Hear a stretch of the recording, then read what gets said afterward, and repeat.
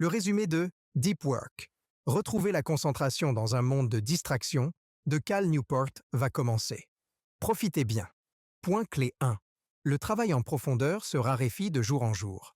L'hypothèse défendue par le travail en profondeur affirme que cette compétence devient rare, mais de plus en plus précieuse dans notre économie. Ceux qui cultivent cette compétence deviendront irremplaçables. Nous savons donc que le travail en profondeur est rare. Mais pourquoi? Eh bien, le travail superficiel est beaucoup plus facile, et l'entreprise l'encourage même au sein des grands conglomérats. Facebook, par exemple, veut lancer l'open space le plus étendu au monde. Plus de 3000 employés travailleront sur des meubles mobiles répartis dans un espace de bureau de 4 hectares. Cette conception stimule une connectivité constante et des temps de réponse réduits, encourageant les employés à choisir la voie de la moindre résistance. Il s'agit d'un environnement de travail sommaire dans lequel les employés travaillent de manière superficielle. Selon le principe de la moindre résistance, les employés choisiront toujours des raccourcis s'ils n'ont pas un retour d'information clair sur l'effet de différents comportements réduits à l'essentiel. La plupart des travailleurs s'adonnent à une occupation, visible, ou à une occupation en tant qu'indicateur de productivité. Nombreux sont ceux qui ne savent pas ce que cela signifie et comment devenir utiles au travail, alors ils se plient à plusieurs indicateurs de productivité industrielle, en faisant des choses de manière visible. Le travail en profondeur est précieux, car il permet de maximiser la productivité d'une période donnée. Le travail en profondeur consiste à effectuer une seule tâche sans distraction pendant une période de concentration intense. Vous augmentez ainsi vos performances et votre productivité. Des études ont montré que le multitâche rend les gens moins productifs et que le fait de se concentrer sur une seule tâche maximise l'efficacité de la production. Si l'absence de travail en profondeur permet à l'entreprise de découvrir des avantages potentiels importants, elle peut aussi lui faire manquer un moyen concret d'optimiser sa production. Si cette tendance se poursuit, le travail en profondeur prendra de plus en plus de valeur. Vous pouvez donc utiliser les conseils suivants pour développer votre capacité à effectuer un travail en profondeur et en récolter les fruits. Point clé 2. La valeur du travail en profondeur réside dans sa rareté. Le travail profond prend la forme de toute activité professionnelle effectuée dans un état exempt de distraction, permettant aux individus d'utiliser leurs capacités cognitives au maximum. En revanche, le travail peut être superficiel. Il se présente sous la forme de tâches exigeantes sur le plan non cognitif, souvent effectuées en étant distrait. Le travail superficiel n'a jamais de valeur. Une personne qui effectue ce type de travail est remplaçable. Le travail en profondeur nécessite un environnement exempt de distraction afin de maximiser la concentration. Le travail superficiel convient mieux aux tâches de réflexion peu cognitives, comme consulter son courrier électronique ou répondre à des notifications. Il s'agit d'un processus presque automatique et reproductible qui ne nécessite pas de concentration et qui procure la satisfaction d'accomplir des tâches simples. Si vous ne produisez pas, vous ne prospérerez pas, quelles que soient vos compétences et votre talent. Cal Newport. Le travail en profondeur est de plus en plus rare, ce qui entraîne une augmentation de sa valeur. Mais si vous pouvez cultiver cette compétence, vous prospérerez. À mesure que les compétences et les emplois deviennent obsolètes en raison de l'automatisation, de nombreuses personnes seront perdantes et ne survivront pas. Dans le même ordre d'idées, les groupes ci-dessous prospéreront et excelleront. Les travailleurs hautement qualifiés. Ceux qui savent communiquer et interagir avec des machines complexes éliminent de nombreux postes peu qualifiés. Les superstars savent qu'il ne suffit pas d'être le meilleur sur un marché. Certes, il y a du bon à être le meilleur, mais lorsque le marché est inondé d'artistes, les clients n'optent que pour le meilleur des meilleurs, même si l'avantage concurrentiel qu'ils ont sur les autres est minime. Les détenteurs de capitaux disposent d'un capital colossal qu'ils investissent dans des technologies émergentes qui menacent de bouleverser notre mode de vie. Les technologies sont en constante évolution et vous devez sans cesse apprendre et réapprendre rapidement leur langage. Pour devenir un leader dans cette nouvelle économie dominée par les machines et l'automatisation, vous devez affiner ces deux aptitudes fondamentales. La capacité à apprendre rapidement des choses difficiles. La technologie évolue si rapidement qu'il est de plus en plus difficile de saisir quelle technologie est à la pointe. La concurrence utilise des lignes de commande compliquées, telles que SQL. Il est impératif de rester à jour. La capacité à produire rapidement et régulièrement un travail de haute qualité. Rester souple face aux changements, aussi radical soit-il, et garder l'esprit ouvert vous mènera au sommet. Un point de vue dépassé vous freinera. Point clé 3. Il est contre-productif de travailler dans un état de semi-distraction. Lorsqu'une personne passe d'une tâche A à une tâche B, son attention ne se porte pas automatiquement à 100% sur la nouvelle tâche. Certaines personnes restent bloquées sur la tâche précédente. Il s'agit d'un phénomène de résidu d'attention, qui est d'autant plus fort que la tâche A n'était pas limitée ou qu'elle était de faible intensité avant que la personne ne passe à la nouvelle tâche. Même si vous terminez la tâche A avant de basculer, une partie de votre attention restera temporairement sur la tâche A. Qu'y a-t-il de mal à consulter occasionnellement son courrier électronique? Certains disent que c'est mieux que de le laisser toujours ouvert. Toutefois, cette façon de procéder ne constitue guère une amélioration. En passant à votre boîte de réception, vous créez une nouvelle cible pour votre attention. Si vous ne parvenez pas à accomplir la tâche B, vous reviendrez à la tâche A, la tâche B restant inachevée. Les résidus d'attention augmentent la productivité lorsque vous travaillez en profondeur pendant une période prolongée. Le principe du résidu d'attention fonctionne comme suit. Chaque fois que vous passez d'une tâche A à une tâche B, une partie de votre attention reste dans la tâche A. Se concentrer sur la nouvelle tâche est plus difficile. Vous perdez donc un peu de productivité lorsque vous changez de travail. Lors d'une expérience, 2 groupes de participants ont travaillé sur une série de puzzles. Le premier groupe a été interrompu et distrait de sa tâche par une activité attrayante. Évaluer des CV et choisir un candidat potentiel. Les participants du second groupe ont été autorisés à commencer et à terminer le puzzle sans distraction.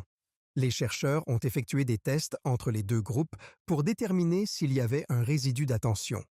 Les résultats montrent que le résidu d'attention entrave la performance dans la tâche suivante. La qualité du travail dépend de la durée du travail et de la concentration. Quel que soit votre talent, ceux qui apprennent à travailler en profondeur seront plus performants que vous. Toutefois, certains postes ne bénéficient pas de ce type de travail. Un cadre a intérêt à déléguer une tâche à 3 employés qui l'étudieront en profondeur, tout en s'occupant d'aspects plus essentiels de l'entreprise. Certains vendeurs doivent rester en contact avec les gens pour saisir les opportunités et répondre aux clients. Mais ne vous empressez pas d'écarter la concentration profonde de votre flux de travail. Expérimentez et voyez si la connectivité est aussi essentielle dans votre travail que vous ne le pensez. Vous constaterez peut-être qu'il ne vaut pas la peine de disperser votre attention. Les courriels peuvent attendre. Si vous voulez atteindre un niveau de productivité optimal, travaillez pendant de longues périodes sur une seule tâche, avec une concentration totale et sans distraction. Travaillez en profondeur. Point clé 4. Les règles du travail en profondeur. Maintenant que vous savez à quel point le travail en profondeur est précieux pour la productivité, vous vous rendrez compte que savoir est assez facile. La partie la plus difficile est de faire. Les humains sont très mauvais en multitâches parce qu'ils sont facilement distraits. Les règles suivantes vous apprendront à intégrer le travail en profondeur dans votre vie. Travailler en profondeur. Accepter l'ennui. Abandonner les réseaux sociaux. Drainer les bas-fonds. Règle 1. Travailler en profondeur. En raison de la quantité d'efforts qu'exige le travail en profondeur, nombreux sont ceux qui l'évitent. Si l'on prend en compte la culture de notre cadre professionnel, il devient encore plus difficile de le mettre en application. Notre volonté est limitée. Lorsqu'elle s'épuise, nous avons tendance à privilégier les travaux superficiels. Règle 2. Accepter l'ennui. La concentration profonde est une compétence que vous devez cultiver.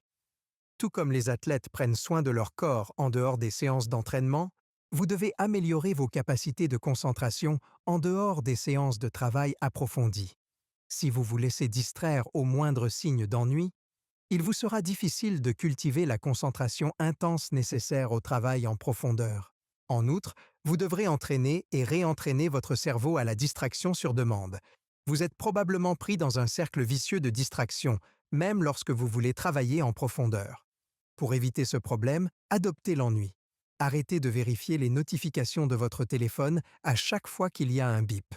Entraînez votre capacité à résister aux distractions. Règle 3. Abandonnez les réseaux sociaux. Les réseaux sociaux sont de parfaits exemples d'une vie superficielle. Elles n'offrent rien de bénéfique en échange de tout le temps que nous leur consacrons. Elles seront un obstacle au travail en profondeur si vous ressentez l'envie de vérifier vos réseaux sociaux toutes les 5 minutes. En raison des tendances addictives, la vie en profondeur et les réseaux sociaux ne font pas bon ménage. Règle 4. Drainez les bas-fonds. The Shallows, un livre de Nicholas Carr, décrit les effets néfastes de l'Internet sur notre vie mentale. Parmi les exemples de travail superficiel, on peut citer assister à des réunions, passer des appels téléphoniques, répondre à des courriels et bien d'autres activités à faible valeur ajoutée. Si vous voulez travailler en profondeur, vous devez drainer les bas-fonds. Créer du temps pour le travail en profondeur et consacrer peu de temps au travail superficiel. Point clé 5. Le respect des routines vous aidera à ritualiser le travail en profondeur. S'engager dans un travail profond dans un monde qui encourage le travail superficiel est un défi. Nous pouvons tirer profit de la mise en place de rituels et de routines afin de réduire la volonté nécessaire pour passer à une session de concentration ininterrompue. 4 grandes approches peuvent vous aider à consacrer du temps au travail en profondeur. Ne comptez pas sur les raccourcis. Ils sont moins efficaces parce qu'ils exigent beaucoup de volonté et ne sont pas pérennes. Choisissez l'une des approches suivantes ou combinez-en 2 ou plus pour les adapter à votre mode de vie. Monastique. Se couper complètement des distractions, comme les moines dans un monastère. Bimodal. Alterne entre une vie quotidienne engagée et une vie monastique. Rythmique. Implique la fixation d'un temps fixe pour le travail en profondeur chaque jour. Journalistique. L'intégration d'un travail approfondi dans votre emploi du temps vous rapproche d'un journaliste prêt à rédiger un article dans les délais impartis lorsque c'est nécessaire. Une philosophie monastique vous permet de travailler pendant de longues périodes ininterrompues. Vous pouvez vous libérer des préoccupations mineures et les reporter jusqu'à ce que vous ayez terminé une tâche. Cette approche radicale peut ne pas convenir à ceux qui doivent accomplir des tâches quotidiennes ou hebdomadaires. Toutefois, cette philosophie peut vous conduire à une grande carrière si les délais ne vous limitent pas. Selon l'approche bimodale, vous pouvez vous concentrer sur le travail en profondeur une fois que vous avez eu votre temps de distraction. Vous divisez votre temps, à l'échelle d'une semaine ou d'une saison entière, entre le travail en profondeur et le temps libre. Adopter la méthode rythmique, c'est faire du travail en profondeur une habitude. Commencez chaque jour à la même heure. Le fait de conserver une aide visuelle, comme le fait de cocher un jour sur le calendrier, peut faciliter le processus. L'approche journalistique fonctionne une fois que vous avez acquis de l'expérience avec le travail en profondeur, car vous devez passer immédiatement au travail en profondeur.